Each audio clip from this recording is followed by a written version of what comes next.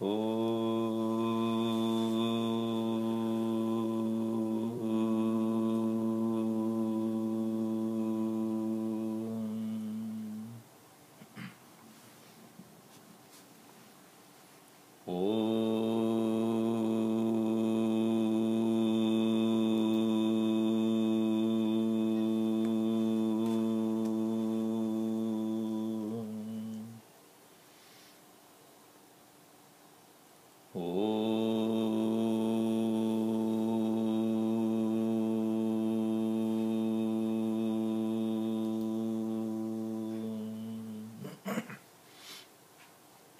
Om Sahana Bhavatu Sahano Bhunaktu Sahaviryam Karavavahai Tejasvinavaditamastu ma vidvishavahai.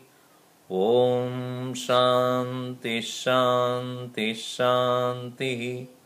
Samasta Jana Kalyani Niratam Karunamayam Namami Chinmayam Devam Sadgurum Brahma Vidvaram. Bhaja Govindam Bhaja Govindam Govindam Bhaja Mudhamate Samprapte Sannihite Kale Nahi nahi rakshati dukran karani. In the last session, we saw that even as a person gets old, physical body is frail and weakling, it has become weak, senile. Even then, desires do not disappear. So these are all actually the writings of various disciples of Bhagavan Shankaracharya, taking a cue from what he has already started, and different disciples of him have written.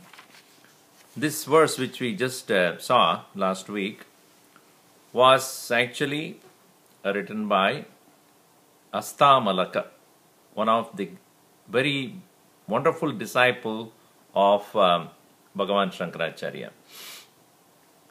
Astamalaka got the name because the very word means, the very meaning of the name is Hasta Amalaka.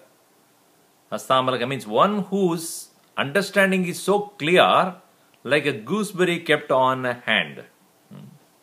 In a hand, how very clearly you can see what is kept there, like on the palm of a hand. In the same way, Astamalaka was so clear in his understanding about his oneness with God or Brahman, and he was living in great joy from very birth onwards. And his parents were very worried. Every parent is worried about the children, no doubt, but this boy was generally happy for no reason. So when somebody is always happy, you also wonder, what's wrong with this person? So he thought that he is mad. And he had taken no interest in worldly duties or worldly things. Young boy he was, always happy, moving about, looking at this rising sun, looking at the beautiful ocean, birds, trees, plants, and always happy about looking at the whole world in front of him. Therefore, his parents got concerned, and then they happened to meet Adi Shankaracharya, who was coming into their village, and they presented the boy and said, "Please do something." So the boy was asked by Shankaracharya, "Who are you? What is your understanding?"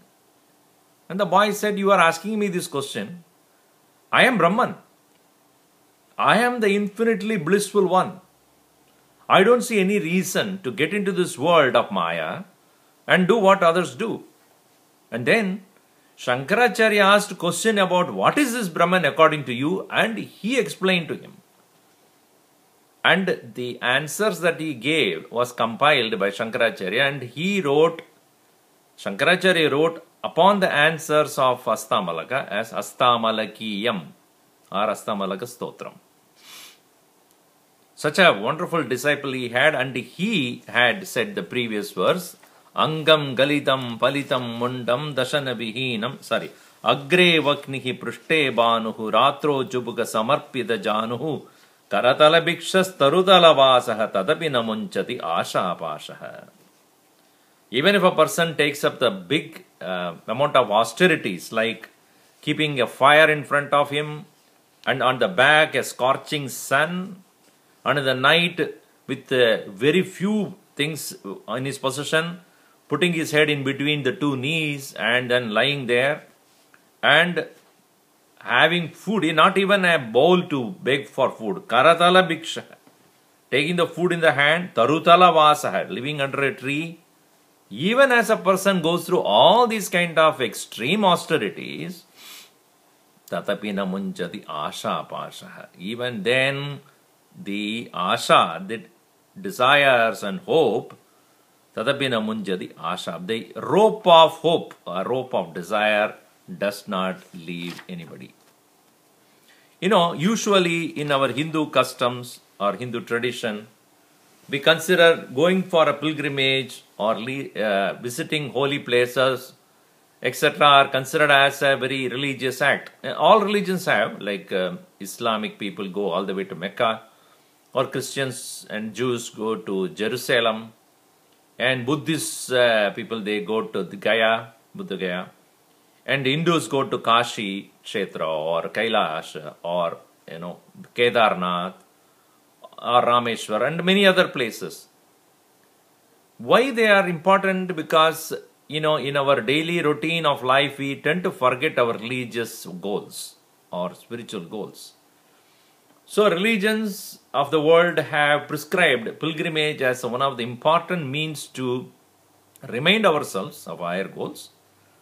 Also get to exclusively spend time in the thought of God in those pilgrimages. And especially in the past, people used to go for pilgrimage almost by foot, not taking any other transport.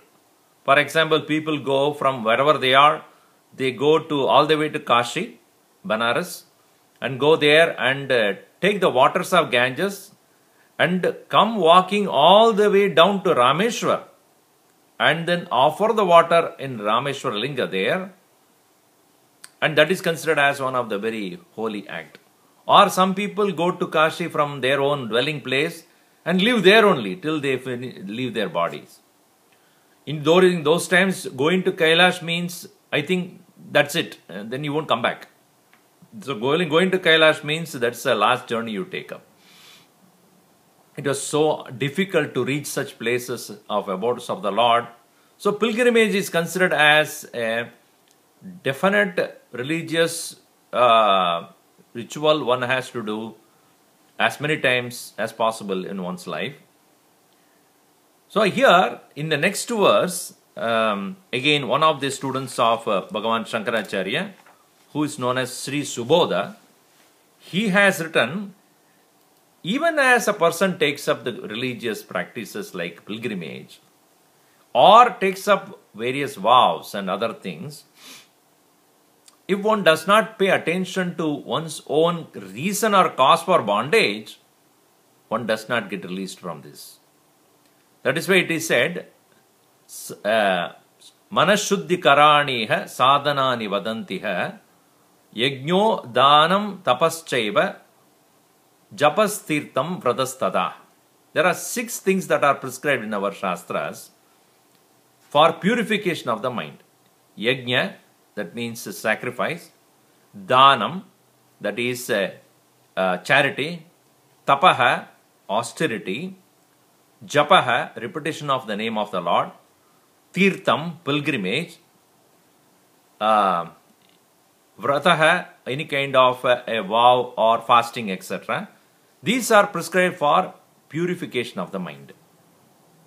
Let us look at how it happens. Let us take yajna, sacrifice.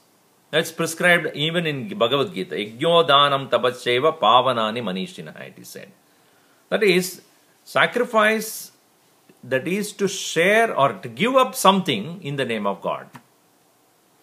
So when you go to pilgrim places, they say that Let us give up one of your habits. Give up something which you like the most. Like people, when you go to Kashi, they are asked to give up something which they like, they are fond of. Why? Because the mind should not be occupied with that. Mind should be stronger to let go. So yajna is an act of offering to God. It's a sacrifice, yajna. So usually in the ritual, they offer everything as a ahuti or an oblation to the fire.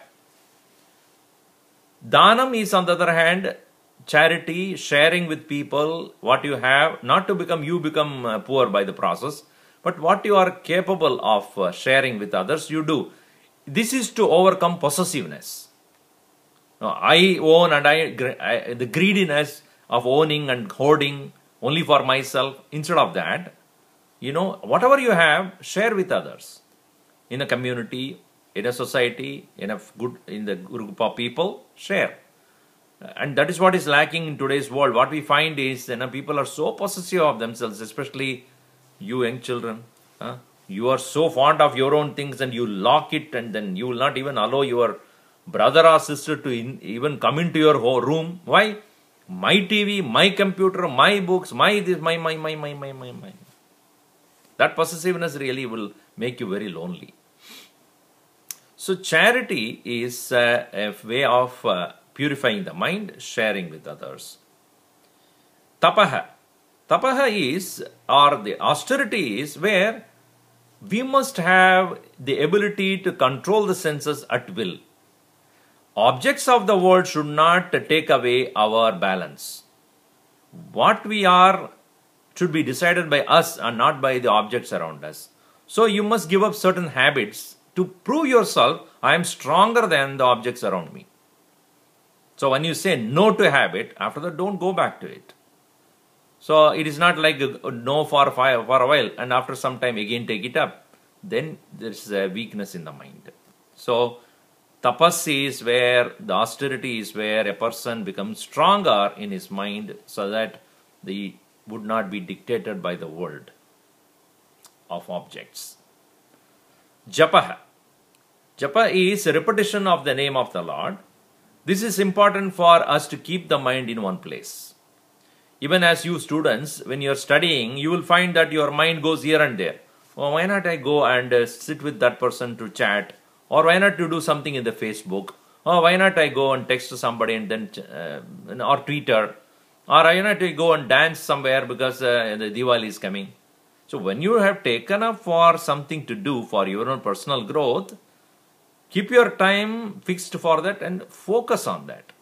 To keep the mind focused on one thing, we must know how to decide our thoughts in the mind. Don't allow thoughts as they come and then you get carried away.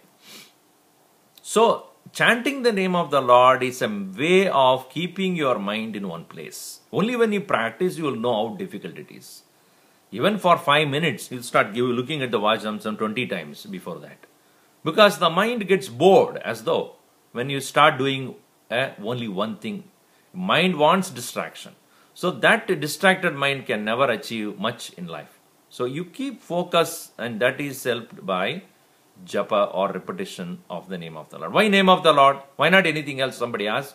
So if you do anything else, the mind will go and dwell on that particular thing, which will be of the world, and it will get carried away. So name of the Lord, it brings about some amount of devotion, faith, respect, reverence. So the mind will still remain in one place. Japaha. Tirtham. That's what we just saw. Going to places of pilgrimage is a very helpful means, because that's where you meet the devotees. You meet the others who are on the same path. You can discuss with them. You can talk with them. You get inspired by them. Or the deities, when you go there and worship, that very atmosphere creates devotion, reverence, love for the Lord. And it also brings about certain amount of peace to the soul. So therefore, Tirtham. Then Vrataha. Vrataha is where come out of the routine. Once in a while you should come out of the routine. Especially for the body, it's very important. All the time it is indulging in eating and other things. Once in a while, maybe once in a week or once in 10, 15 days, where there is a certain amount of change of routine. Vrata is basically to spend more time in the thought of God or the higher goals. and not allowing yourself to get caught up in a regular routine of life. So that is vrata, a certain amount of fasting, etc., in connected to some religious festivals, etc., people do.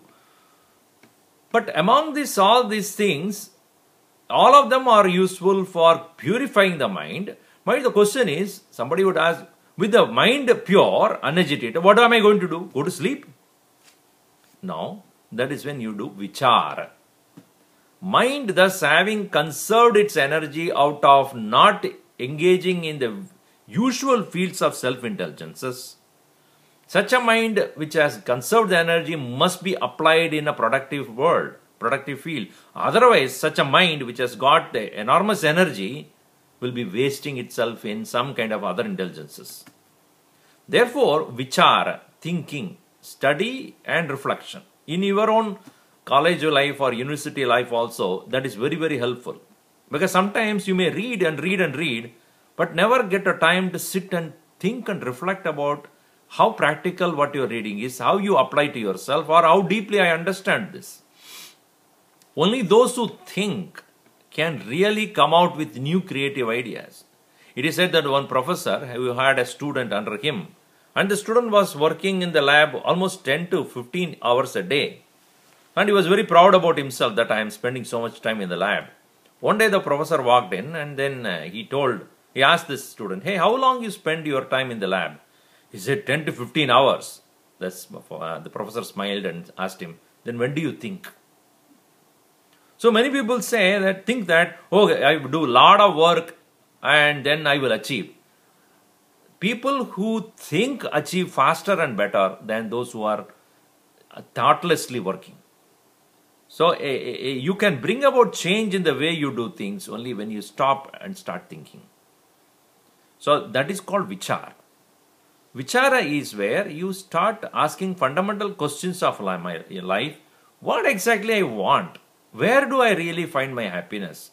What are the things that are distracting me from my goal? What are the things that are taking away my mind's attention? What are the things which I can let go so that I won't unnecessarily occupy my mind in those things? So prioritizing your own goals, that is important. That happens only in vichar. So now emphasizing the vichar part of it, than all other things. Not that others are not important, but if you do all other things, but don't do vichar. You purify the mind, but don't apply it. It's a waste. So therefore, in this verse, we read verse number 17. Kurute Ganga Sagara Gamanam Vrata Paripalanam Atavadanam Jnana Vihinaha Sarvamatena Bhajadina Muktim Janmashatena Bhaja Govindam Bhaja Govindam Govindam Bhaja Mudamate Samprapte San Nihite Kale Nahi Nahi Rakshati Dukrin Karane. Ganga Sagara Gamanam Kurute. A person may be going to the origin of Ganges or where the Ganges meet the ocean. Ganga Sagara. So, see, interestingly, Ganga is considered as the liquid knowledge by our Hindu tradition. It is coming from the head of Lord Shiva. So, the tradition goes that Ganga is, the very word Ganga means Gam Gachadi the Ganga. Constantly flowing. So, knowledge is a flow, a constant flow from the teacher to the taught. And then that taught the student become a teacher. And then he teaches his student. And therefore, the knowledge has to continuously move on. Also, in our life, knowledge should not be stagnant. What you know yesterday should be improved upon today. What you know today should be improved upon tomorrow. Then only there is improvement as well as creativity, productivity. And otherwise what happens? Some people read and for years together they never touch the book. You know, in India, once you got a medical certificate or medical degree, after that you don't touch any books on medicine. You are done. But in the West, it is not like that. Every 5 years or 10 years, you have to go back and write the exam again. Then only you are certified. Meaning that you have to keep yourself updated, keep yourself abreast with what is happening new. What are the better ways of doing things? So, knowledge has to be constantly worked on and improved. Therefore, here he says, Kurude Ganga Sagaragam. That's why in India, the Ganges and knowledge are considered as simile. Now, a person may go to Ganga Sagar, take a dip in Ganga. And the tradition believes that if you take a dip in Ganga, all the sins are gone. By just dipping yourself in Ganga, nothing happens. Because next to you, there is a buffalo also do the same. That's the same thing. Do you think the buffalo got purified now? What is the difference between you taking a bath in the or a dip in the Ganges and a monkey or a buffalo also getting a dip in the Ganges? What is the difference? The buffalo is only cleaning the body. Whereas you taking that same dip in the Ganges, you are not only physically taking the bath, but with your faith when you do it, your mind also gets purified. If the faith is lacking, with the right understanding is lacking, it is just another water. You understand? So, a person may do the Ganga Sagar Gamanam, he may go to the Ganges, or Vrata Paripalanam, various vows he may probably undertake. Athava Dhanam, or get into charity, doing lot of charity work. All these things are all right. For the sake of, maybe you do for mental purity also. But, as I said, if that mind that has conserved the energy is not utilized properly, that mind's energy will be wasted in unhealthy fields of indulgences. We see in many people, for example, you take money also. People work hard and make money. But if they do not have the right field to invest, they spend in so much of indulgences and drugs and other things. Ultimately, they ruin themselves. We've seen in the Hollywoods, we've seen in such big celebrities, or the basketball players or soccer players or such sports personalities.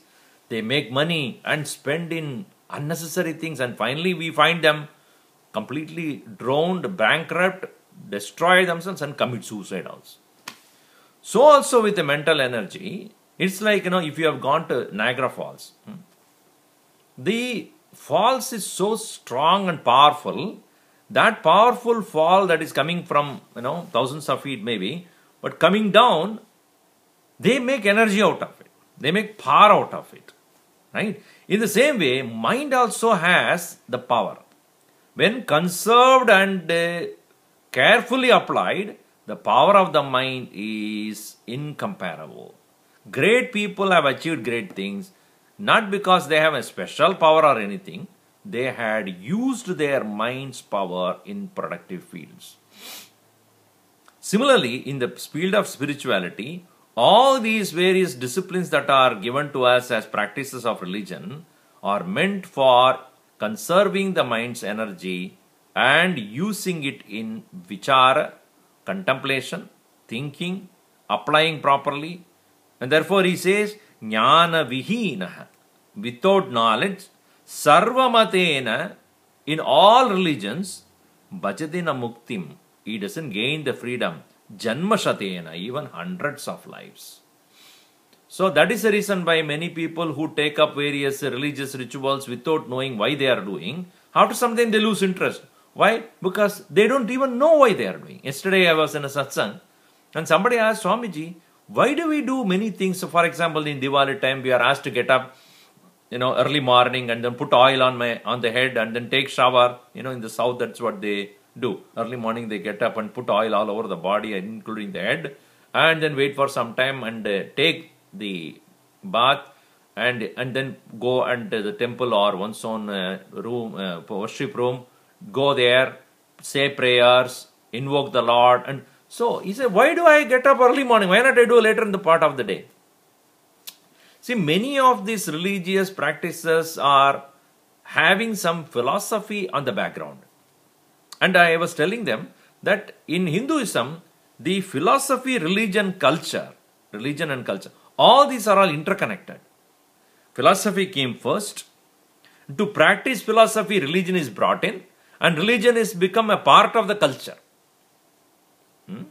So culture does not independently stay without the background of religion, and religion is none other than philosophy in action. That's how Gurudev put it. But many of the Western world religion, you will find going to a church or a mosque is one thing, and living life is totally different. Whereas in the Hindu culture, at least what is said to be Hindu culture, whether presently it is there or not is a different question.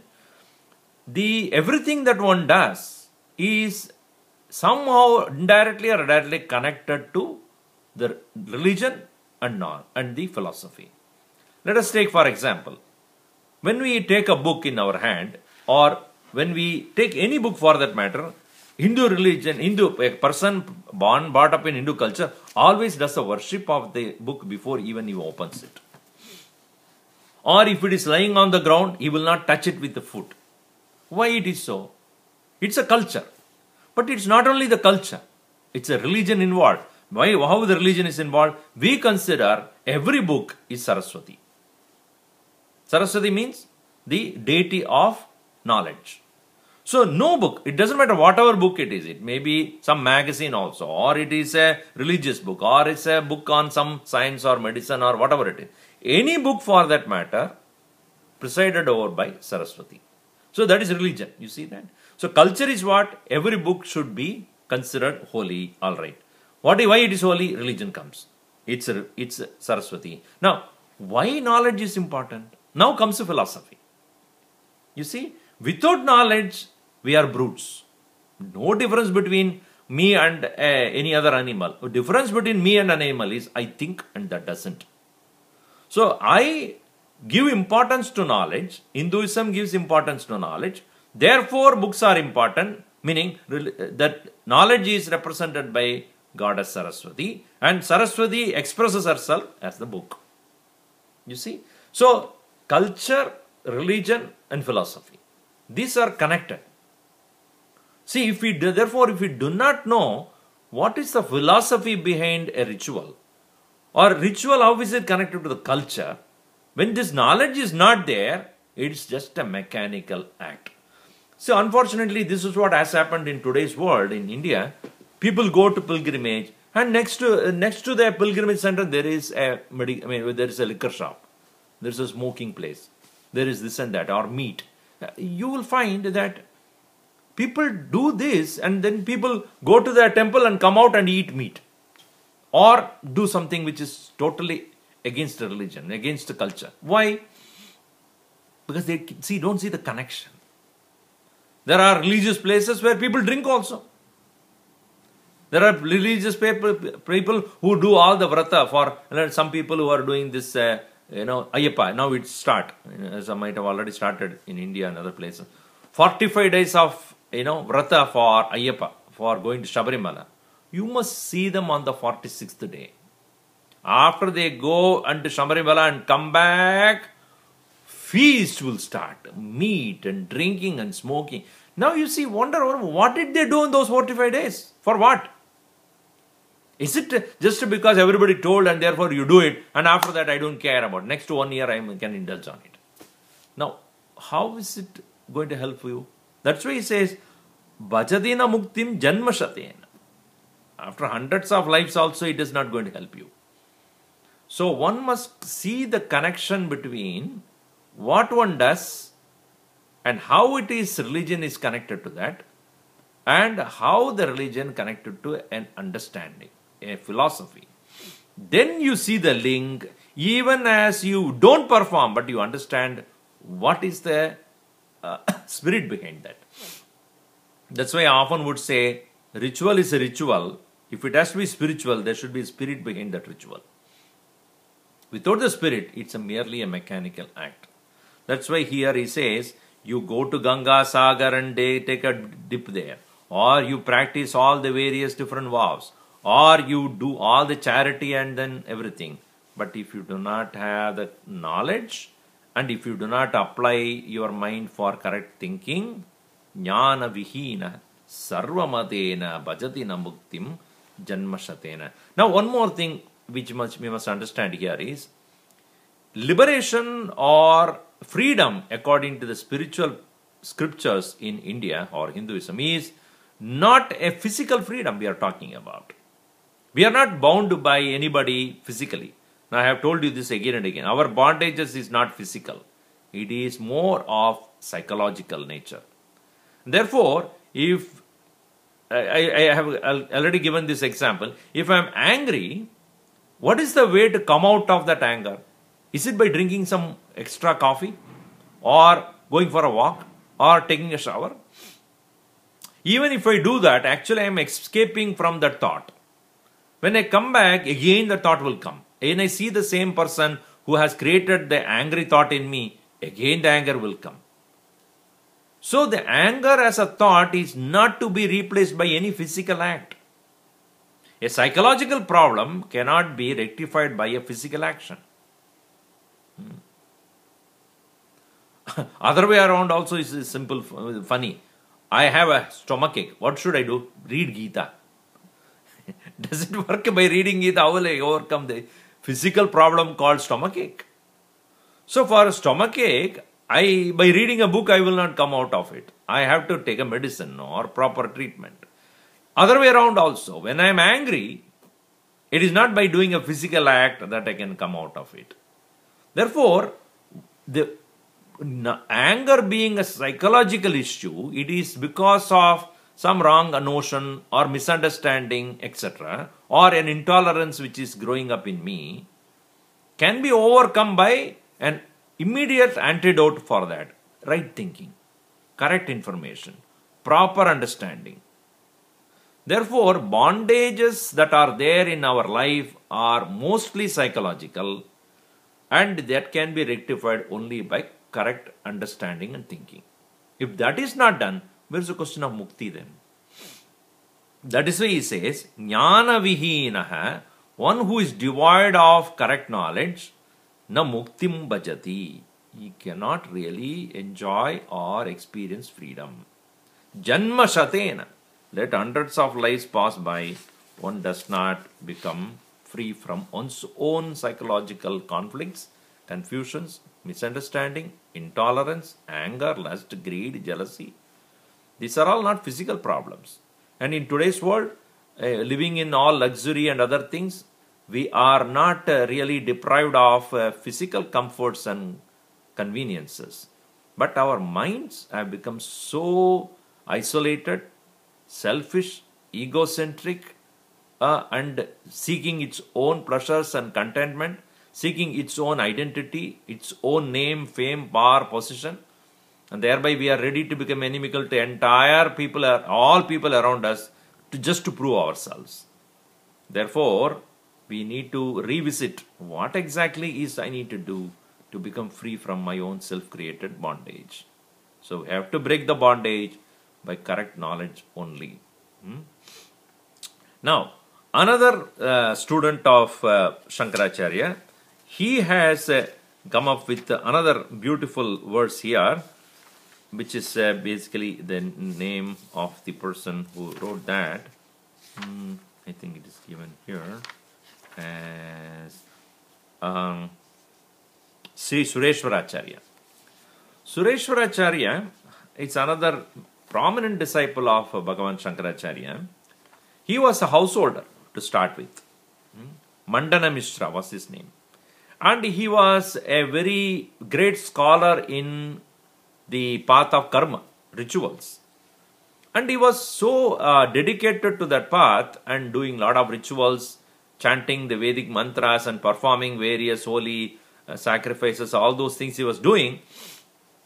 And one of the occasions when Shankaracharya visited his dwelling place, and he heard about him, Mandana Mishra, and he heard him that he is a great scholar of karma and the theory of karma, etc. So he went to him and he said, all these rituals you are doing, do you think that will give you real liberation?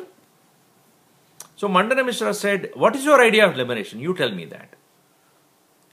So Shankaracharya says that liberation is not a place to go.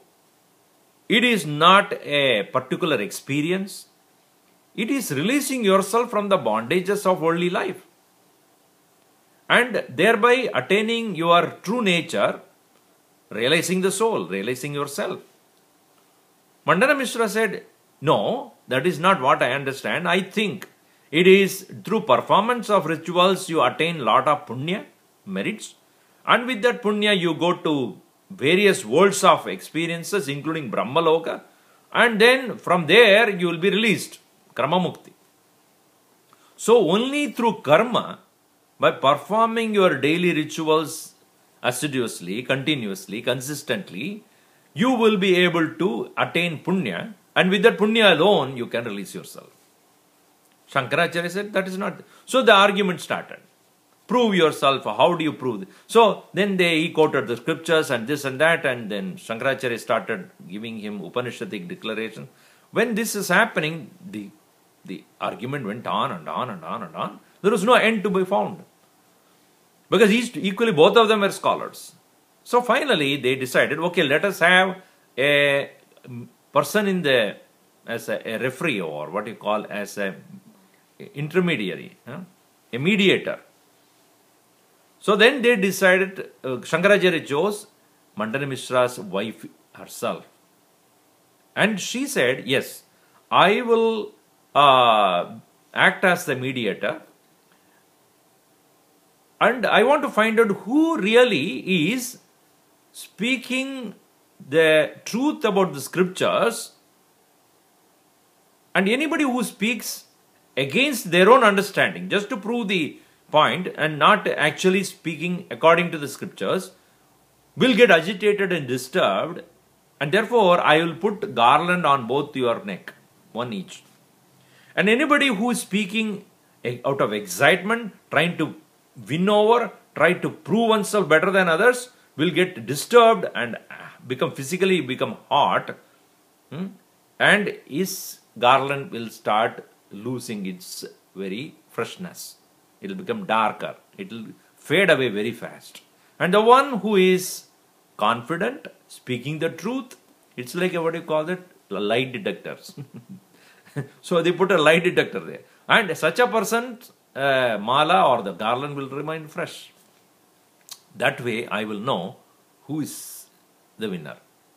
So then she put the garland on both of them, and the argument started. And Shankaracharya, because of his very personal experience of the truth, that what he has gained in his own personal life as a realization of the truth, he was so confident, so powerful, so true to the scriptures, and full of faith and reverence and devotion, he put forth these points, while Sureshwaracharya, just to prove him wrong, he quoted here and there, got agitated, disturbed, and finally he lost to Shankaracharya. The agreement is that if Shankaracharya loses, he will become a householder, not any more sannyasin. And if Mandana Mishra loses, he will become a sannyasin. Ultimately, when Shankaracharya won, as declared by his wife, by Mandana Mishra's wife, Mandana Mishra, with the permission of his wife, took to sannyas, and he was given the name Sureshwaracharya. So he again became one of the most prominent disciple of Shankaracharya, and he has written this particular verse number 18. We read, Suramandira-taru moolanivasah Shayyabhutalam ajinam vasah Sarvaparigraha bhogatyagah Kasya sukham na karoti viragah Bhaja Govindam Govindam bhaja mudamate samprapte sannihite kale nahi rakshati dukrin karane. Last line is the most important. Kasya sukham na karoti viragah. Viragah na kasya sukham karoti. What joy dispassion cannot give. That's a punchline there. Dispassion can give you so much of joy, and incomparable joy. And such a person who has gained the joy out of dispassion, I'll come to the point what is dispassion a little later. Such a person who has gained the dispassion in life, let him live in Sura Mandira Tarumula Nivasah. Let him remain as his abode, let him live in a temple or under a tree, under the root of a tree. Shayya Bhutalam. His bed is just a floor. Ajinam Vasaha. And his clothes that he is wearing may be some little cloth thrown away and here and there by people. Meaning, he is not bothered about that. Sarva Parigraha Bhogatyagaha. Given up all possessiveness and pleasures in life, such a person live in great dispassion. He has the maximum joy. Now, you may not agree with me. But Swamiji, this is too much to say, and how can that be? Now I'll tell you. Now what is the time? In Pacific Coast it is 8:15, alright? In East Coast maybe already 11:15, whatever. What are you going to do in another 1 hour or 2? You are going to quit the world. You are going to give up everything. Whatever you are enjoying today now, whatever you have enjoyed now during the whole day, whatever you have been doing during the whole day, everything will be given up by you in another hour or so. Why? Nidra Devi will come and embrace you completely. Is it not true? Every living being, not only human, every living being at the end of the day ready to quit the world. You don't say that, oh, we have to sleep. It is not you have to sleep. Some of you may be having a lot of projects in hand, want to do, and then somehow I have to take rest. But in general, I'm not talking about the university students because they don't sleep sometime, many days together. Normal persons I'm talking about, average people, they sleep properly. Why? At least 6 hours, 6 to 8 hours. What is the purpose? One may say, oh, body needs a rest. It's not the body that needs a rest. What kind of a physical exertion you are doing nowadays? Everywhere you have vehicle to go and then comfortable place to sit in.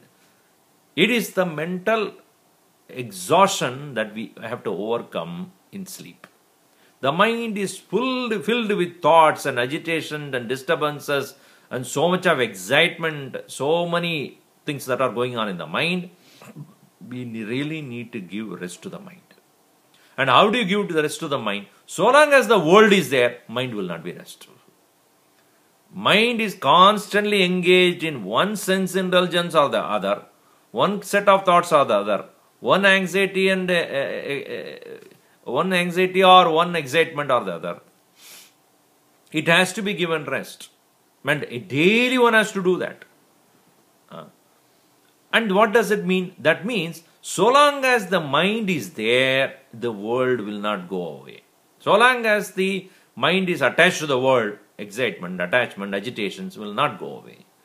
That is why Bhagavan Shankaracharya in another place beautifully has said, Nahyasya vidya manaso vidirikta manohi avidya bhavabandha hetuhu tasmin vinashte sakalam vinashtam vijrumbidesmin sakalam vijrumbade.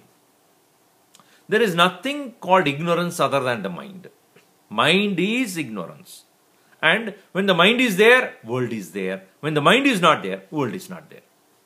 Meaning, they go parallel. If mind is there, thoughts are there, world will be actively experienced. When the mind is made to become quiet, mind is put to rest, the world disappears. And what is your experience when the world is not there? Paramashanti, supreme joy. Now therefore you see, it's very clear, it is the mind attached to objects and things and pleasures and experiences that has been the exhaustion of the mind. When we are capable of letting go, here dispassion is not running away from the world, running away from responsibilities, running away from challenges, running away from duties. No. It is deciding what is important and letting go what is not. Slowly one gains that maturity. Not everything has to be done by me. Not everything is important in my life. Not everything that comes in front of me I have to attend to. No. I decide, oh, this is important. Okay, let me get into it. This, well, let go. Not that, oh, if I let go, Swamiji, what will happen? Nothing will happen. Don't worry about it. Somebody will do it. It's not the world is running because of you. Many times we find that because of which us alone the world is good, what it is. In fact, when you are not there, it is better. You must understand that. We are not here to change the world. First step we have to take is to change ourselves. So we need to find out what is important, and we have to unceremoniously, with no regret, let go which is not your cup of tea. Leave it.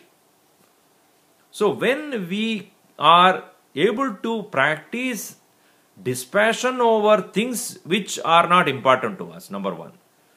See, there are 4 things that are said in our Shastras as your work. One is kartavya, what you should do daily. Second, nimitta, that is when you do whenever occasion arises. Kamya, you do out of your desire. Nishiddha is you do even it is sinful, unlawful, you do it because you have the habit of doing it, or you have some pleasure deriving out of it, even though it is dangerous to you. Right? First thing you must give up is nishiddham. What is dangerous, what is unproductive, what is a mere pleasure, but which is ending in disastrous consequences, you must give up that first. That's the first thing intelligent person would do. This is not right. This is not going to give me any positive result. It is in fact giving my only dire consequences I expect out of it. Knowingly don't do it. Drug addiction, any kind of such illegal, immoral act, first overcome that. Nishiddha. Second comes kamya. Kamya is where I do it because it gives me pleasure. Nothing wrong, you can do it, but not compromising what you are supposed to do.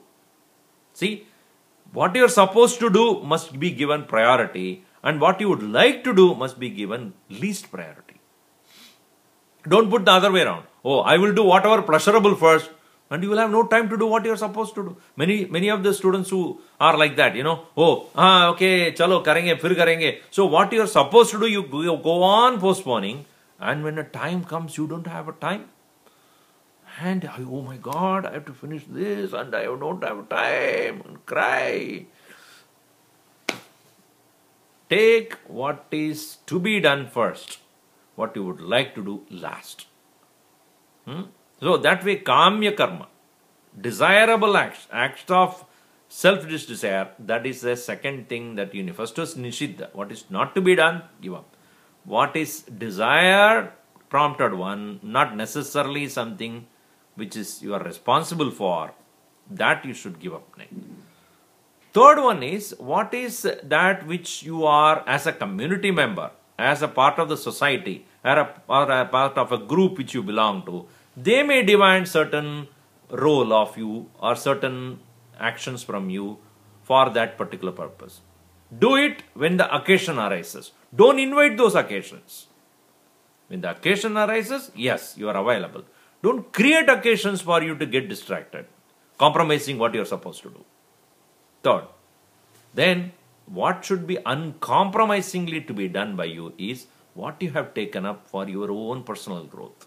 Whether it is your workplace or in your study or university, where that which is necessary for you, for which purpose you are there, that needs to be accomplished. If you are there in the university for a particular course or whatever, that takes the highest priority. Accomplish that and all other things are later. So, first one is kartavya or what is called nitya karma, naimityika karma, then kamya and then nishiddham. So, first one need to be given is nishiddha. Unlawful, illegal, immoral, unethical. Second, what is desirable, pleasurable, not immediately productive. Third, a commitment to a community or a group of people where you need to engage in, not necessarily it is a thing which you create yourself. But what should not be given up is nitya, where is kartavya. Your priority should be to, that is the first one. For what purpose I am here, that needs to be accomplished first. Like for example, we have a program of showing Anna Quest movie in University of California, Irvine. I was just there to start the program. But since this commitment I have got to talk to you people, I rushed from there. Why? Because it's a commitment. It's something which I have committed to do it. So that is a priority for me. Everything else is secondary. So when you have taken a commitment to do things, okay, this is what I am supposed to do and this is my duty, that you should never compromise. That is how a person can ever proceed and prove oneself. Not to the world, to oneself. So here, what is considered a dispassion is not giving up. Don't give the literal meaning of giving up. No, what to give up? What is to be let gone? That understanding. And when you do that, the joy that you get out of fulfilling your responsibilities and the joy of mastery over unwanted engagement. Mastery over distraction of the mind.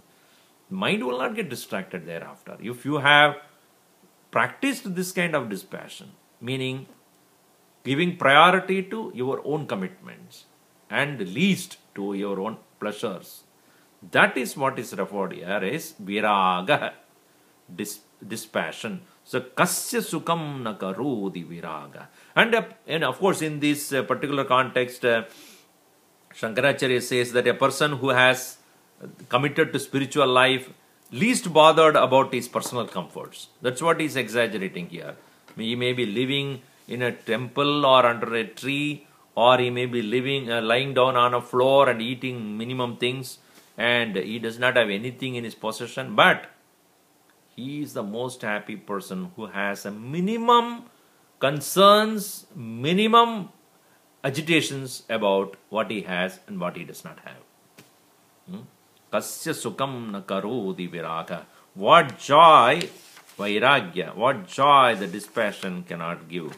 In fact, in one of the compositions by Bhartrhari, a great scholar, he had, I think I mentioned to you this before also, he had said that vairagya or the dispassion is the most joyful thing, and he has given this beautiful verse. I'll just read it for you. Bhoge rogabayam kule jyutibayam vitte nrupalad bayam mane dainya bale rupabayam rupe jaraya bayam shastre vadabayam gune kalabayam kaye kritantat bayam sarvam vastu bayanvidam bhuvinranam vairagyameva bhayam. Vairagyameva abhayam. Dispassion is the most secure thing you can have. That will protect you from everything. Now he very humorously says, anything of this world always has certain amount of uncertainty, certain amount of insecurity, and causing fear. Like for example, bhoge rogabayam. Whenever you indulge in anything overly or indulge more and more, there is a fear of getting disease, sickness. Any indulgence overly done, it will lead you to a great dire consequence of sickness, certain disabilities, certain inability to cope up with. For example, oh, I like to see movies. 24 hours you see it. What will happen to your eyes? What will happen to your mind? So, even any indulgence, I like to eat. You go on eating. Then, I like to listen to music. You go on doing. After becoming deaf, you cannot hear anymore further. So, therefore, any overindulgence definitely brings about the other side. Bhoge roga. In indulgence, there is always this possibility of getting into a situation where you create a sickness in your body. Kule jyutibayam. Some people are very proud of their own clan or family tradition. And if you are so fond and so protective about that, somebody in your own family just go astray completely. Totally against it. Many places it has happened. So there is always a fear of honor becoming dishonor. Self-respect. Oh, our family has got a name in the society. Somebody will destroy it completely. So there is always a possibility of such uncertainty. Vitte nripalad bayam. If you are accumulating too much of wealth, IRS will note it. Huh? Even he says, even the past, when a person accumulates too much of money, then the government will take a special notice on you. Oh, this fellow has too much. So then they will come after you to raid it. So, vitte, in the money, nripalat bayam, the fear of being raided by the government. Mane dainya bayam, one who feels very proud of oneself, he always looks for being noticed. Is it not true? If a person is very proud of oneself and very egoistic, and if he is not cared by anybody, nobody notices him, he feels so upset. So, mane, in pride, in one's own self-respect, dainya bayam, being mistreated. That fear is there. Bale ripu bayam, a person who is very proud about his physical strength, another person who is stronger than him when he comes, you darbo. You become afraid. So, strength of the body also, or strength of any, maybe name, fame, power, anything, when you are too proud of that, there is always a fear of somebody opposing it. Rupe jarabaya bayam. When you are so fond of your physical beauty, old age is fear. Rupe jaraya bayam. Shastre vada bayam. A person may be very, very scholarly, etc. But another person who read much better than that, or he read more than you, about him you are afraid. Gune khala and a person who is very proud and about his one's own values or one's own character, there is a possibility as khala. Khala means somebody coming and fighting, somebody coming and talking ill of them, somebody putting blemish on the family or blemish on oneself. There is always that fear is there. My character assassination takes place. Kaye kridandat bayam. A person who is so fond of his body, he's nourishing it and taking care of it, etc. But the day Yama walks into your life, I'm so afraid. Swamiji, when is he going to come? When he comes, one is not ready to go because he is so fond of his own physical body.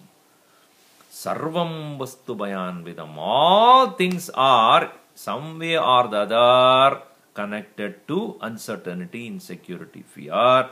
Therefore, he says, Bhuvin Ranam, in this human world, Vairagyameva Abhayam.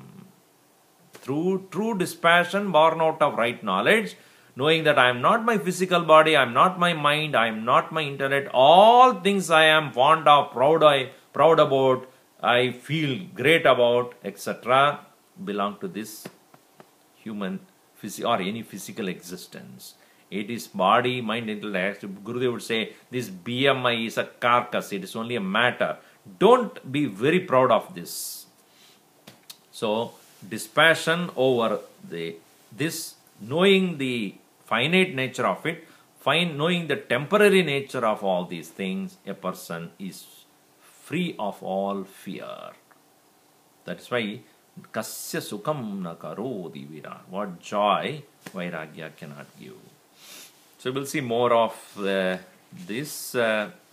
Next class will not be in December. I'm on travel. We will be seeing you again through this program in January. Now just wait for a minute. There are some questions people have asked. No questions came? Wonderful. Anybody has any question? You can type it here. There is a small provision for that.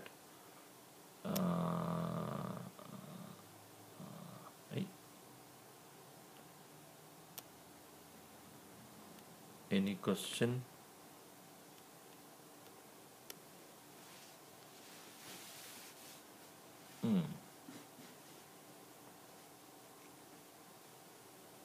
If you're watching the Ustream, you may be probably able to put some questions there. You are given some phone number by Anup, the coordinator, and you can text your questions if you have. Otherwise, we will conclude it.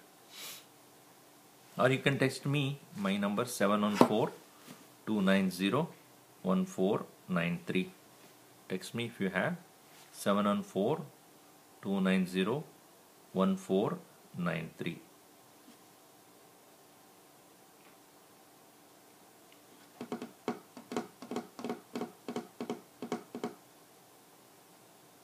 I'll just wait for a few more minutes. If I don't get any text, we'll conclude it. Alright. Bhaja Govindam, Bhaja Govindam, Govindam Bhaja Mudamate, Samprapte Samnihite Kale, Nahi Nahi Rakshati Dukrin Karani. Okay, it seems nobody has any questions for me. Very good. All right, we will conclude now. I also upload this video to YouTube also. So those who want to watch again, or if you want to send a link to someone, you can do that. It will take a day or two for me to complete that part. Okay. Om Sarve Bhavantu Sukhinah, Sarve Santu Niramayah, Sarve Bhadrani Pashyantu, Ma Kaschid Dukkha Bhat Bhavet. Om Shanti Shanti Shanti. Harihi Om Shri Gurubhyo Namaha. Harihi Om. Happy Diwali. Happy New Year for Gujus. And Happy New Year. If I don't, and obviously we will not be meeting before January. So Happy New Year to all of you. Enjoy your holidays and we'll meet again. Hari Om.